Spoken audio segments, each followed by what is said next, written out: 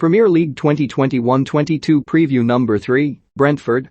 Guardian writers predicted position, 18th, NB. This is not necessarily Ben Fisher's prediction, but the average of our writers' tips, last season's position, third in the championship, odds to win the league, via Oddschecker, 751. These are exciting times at Brentford.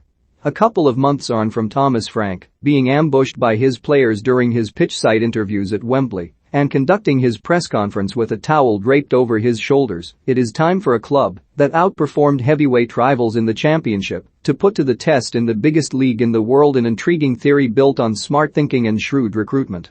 How will they measure up? Everything points to Brentford being a welcome addition to the Premier League. They play a punchy, front foot style, promote youngsters from a novel and budding B team, established after they scrapped their academy 5 years ago, and in Frank they have a box office head coach. Before May's playoff semi-final comeback victory against Bournemouth, he embarked on a pre-match lap of the pitch to rev up the crowd, and, last year, he got a ticking off from the English Football League for using drinks breaks to fine-tune tactics on a magnetic whiteboard. Brentford have a core of players who seem destined to take the step up in their stride, from the goalkeeper David Raya to Rico Henry, a force from left-back, the classy Christian Norgard, Vitaly Janelt, a defensive midfielder picked up from Bochum for £500,000, Brian Bumo, and, of course, Ivan Toney. For the first summer in a while, Brentford did not have to worry about losing their best players to predators. They have received no offers for their talisman Toney and instead have focused on strengthening in key areas. They plan to add a right back after Henrik Dalsgaard's departure, but the urgency to recruit there may hinge on whether they persist with a three-man defense. Prospective signings, including goalkeepers and defenders, must be comfortable in possession to slot into Brentford's slick passing style. Attitude and humility are also key, with Frank's no dickheads mantra central to the organic environment they have cultivated in recent years. They paid a club record £12 million, plus add-ons, to Celtic for Kristoffer Ajer and received glowing references from the Norway manager, Ståle Solbakken, about the centre-back, who will add European experience to a young group. Ajer's arrival swells Brentford's options in the heart of defence, with Charlie Good, signed from Northampton last summer, fit to offer competition alongside Mads Bech Sorensen for key pillars Pontus Jansson and Ethan Pinnock, who was playing in the 7th tier for Dulwich Hamlet in 2016. It has been a really scenic route, but I've enjoyed every step, Pinnock said. In midfield they have added Frank Onyeka, a Nigerian box-to-box player whose physical attributes made him an attractive acquisition from Midtjylland, for whom he played in the Champions League. In 2014, Brentford's down-to-earth owner, Matthew Benham, became the majority shareholder at the Danish club, where Brentford's co-director of football Rasmus Ankersen is chairman. The negotiators over there are such a soft touch, joked the Brentford co-director Phil Giles at an end-of-season Q+A with supporters. Onyeka will help fill the void left by Josh Da Silva, who will miss the start of the season with a hip injury, and the teenagers Miles Peart-Harris and Daniel Oigak have joined from Chelsea and Arsenal respectively, following a similar path to Da Silva, who rejected a new contract at Arsenal in favour of progressing his career at Brentford, a club with their finger on the pulse. The B team feed the first-team squad, with Da Silva, Marcus Forss and Mads Roerslev the most salient examples of players to make the transition. Brentford solidified last season and they determined to build on foundations that got them this far. They are flexible tactically, they flicked between 4-3-3, 3-4-3 and 3-5-2 last season, but their principles remain consistent. They will be inspired by the way Leeds thrived upon promotion and the manner in which Sheffield United excelled in their first season back in the top flight with a rhythm struck up in the second tier. "We cannot be satisfied now," said Jansen, the captain. "We have to push the limits and do as good as possible in the Premier League. The way this club works, we're in good hands."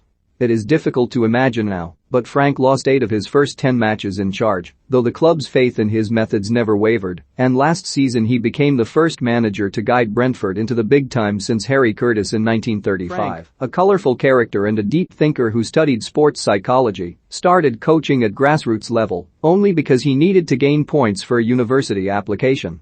His formative years as a coach were spent with Denmark's youth teams, prior to which he worked as an individual development coach under the current Denmark manager, Kasper Hjulmand, at Lyngby. He initially joined Brentford as an assistant head coach to the now Aston Villa manager Dean Smith 5 years ago. Usually wears a t-shirt and chinos to matches. "I am pretty simple and not too fussed about how I look, so I do get a bit of a killing from my wife," he has said. The consensus seems to be if Toney enjoys a good season, then so will Brentford. Good job pressure does not seem to faze the striker, who scored 31 league goals, including 11 impeccable penalties, in his debut season for the club. Has carried on in pre-season, where he left off, but beyond the goals his link-up play and aerial ability in both boxes are invaluable. Brentford have been free scoring, and, while their backline will inevitably come under greater scrutiny, attack may prove the best form of defense. Matthew Benham, boyhood Brentford supporter, is unconditionally loved by fans. Not one to court media attention, Benham keeps a low profile, but raised a few smiles 2 years ago when taking penalties in jeans and trainers at the Ealing Road end after Brentford's last competitive game at Griffin Park in an attempt to replicate Marcelo Trotta's infamous stoppage time miss against Doncaster, which smacked the crossbar and saw them miss out on promotion from League One. A physics graduate from Oxford University, Benham built SmartOdds, which offers statistical data to professional gamblers, after being mentored by Tony Bloom, the Brighton owner, at Premier Bet. Matthias Jensen had the difficulty of replacing Christian Eriksen in Denmark's Group B opener against Finland after the midfielder's worrying collapse in Copenhagen. After the delay, Jensen, flanked by his emotionally charged teammates, returned to the pitch clasping his hands together, covering his face. Neither Jensen nor Christian Norgard started a game, but both played key roles off the bench as Denmark reached the last four. The pair arrived to tighten Denmark's grip against Wales in the last 16, and they finished on the pitch as England triumphed in extra time in the semi-final at Wembley.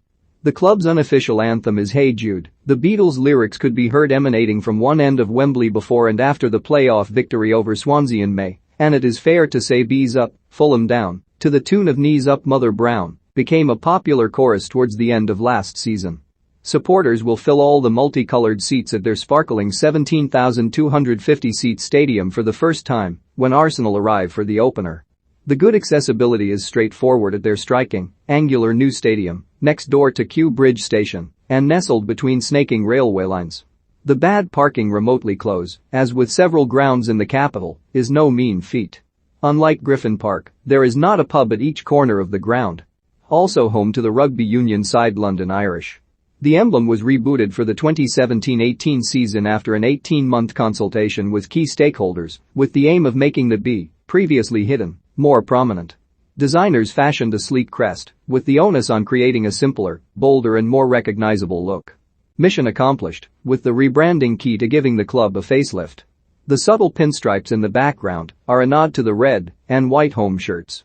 Tony should be in the England squad. Which manager will Frank have a set-to with? Are we too nice to play against? So Arsenal released Josh Da Silva for nothing? Number regrets Buzz and Bizet, giant furry bees, had a surprise when a 38-year-old on his stag do joined them in full kit for their match day rituals 3 years ago.